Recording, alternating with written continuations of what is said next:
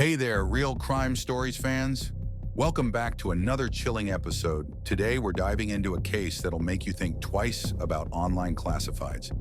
Ever heard of the Craigslist Ripper? Buckle up because this story is wild. Imagine scrolling through job listings, hoping to find your next gig. But instead of a paycheck, you're walking into a deadly trap. That's exactly what happened to several unsuspecting victims in Long Island, New York. Between 2010 and 2011, a serial killer used Craigslist to lure sex workers to their doom. The bodies of 4 women were found wrapped in burlap sacks along Gilgo Beach. As investigators dug deeper, they uncovered a web of mystery spanning over a decade. The killer's hunting ground? The internet, specifically Craigslist. Let's break down how this twisted individual operated. First, they'd post ads offering high-paying jobs or seeking companionship. When someone responded, the killer would arrange a meet-up. But instead of a client, the victims found themselves face-to-face with a monster. The Craigslist Ripper targeted sex workers, thinking they'd be easy prey. They assumed these women wouldn't be missed or looked for, but they were wrong. Each victim had a family, friends, and a life worth living. Take Melissa Barthelemy, for example. She was only 24 when she disappeared. Melissa's family received taunting phone calls from someone claiming to be her killer. The calls came from Melissa's own phone, adding an extra layer of cruelty to the crime. Then there was Waterman, a 22-year-old mother from Maine. She traveled to Long Island for what she thought was a routine client meeting. Instead, she became another victim of the Craigslist Ripper.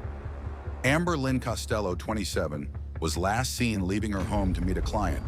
She never returned, becoming the 4th identified victim in this horrific case. Maureen Brainard-Barnes, 25, was the first to go missing back in 2007. Her disappearance went largely unnoticed for years until the other bodies were found.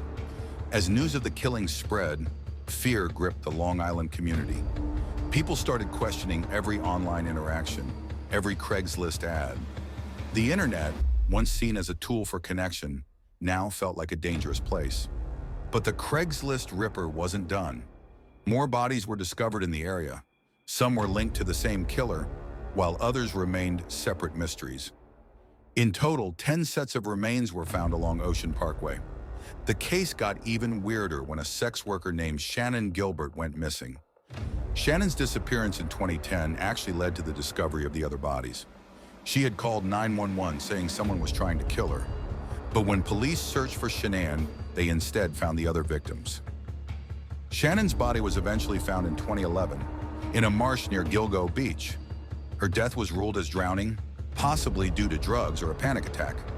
But many people, including Shannan's family, believe she was also a victim of the Ripper.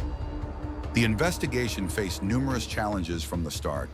For one, the killer was tech-savvy, using disposable phones and online anonymity. They also chose a remote dumping ground, making evidence collection difficult. The time gap between the killings and discoveries also complicated things. Years had passed, and crucial evidence had likely been washed away by the tides. Despite these obstacles, investigators worked tirelessly to crack the case. They combed through phone records, credit card transactions, and DNA evidence. Behavioral analysts created profiles of the killer, trying to understand their motives.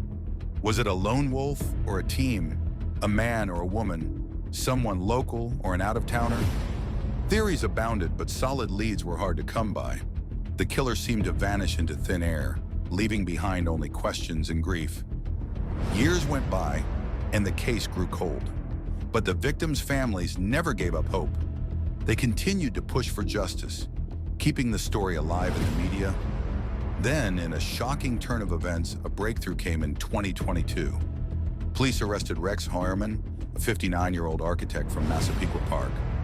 Heuermann was charged with the murders of 3 of the Gilgo Beach victims. DNA evidence and cell phone records finally linked him to the crimes. The arrest sent shockwaves through the community. How could a seemingly normal guy be behind such horrific acts? Heuermann had lived and worked in the area for years, hiding in plain sight. He had a wife and children, a successful career, and no prior criminal record. But beneath the surface, investigators say, lurked a cold-blooded killer. The case against Heuermann is still ongoing, with more charges possibly to come. For the victims' families, the arrest brought a mix of relief and renewed pain. They finally had a face to put to their loved one's killer, but it couldn't bring them back. The Craigslist Ripper case serves as a chilling reminder of the dangers lurking online. It shows how easily predators can use technology to find and exploit vulnerable people. But it also demonstrates the power of persistence in solving even the coldest of cases. As we wrap up this episode, let's take a moment to remember the victims. They were more than just names in a news story. They were daughters, sisters, friends. Their lives mattered, and their stories deserve to be told. If this case has affected you, remember there are resources available for support. And if you have any information about unsolved crimes, don't hesitate to contact authorities. Every tip, no matter how small, could be the key to cracking a case. What do you think about the Craigslist Ripper case? Share your thoughts in the comments. If you found this video interesting, give it a like and share it with your friends. And don't forget to subscribe for more true crime stories like this one. Stay safe out there, and remember, not everything on the internet is as it seems. Until next time, this is your favorite pal signing off.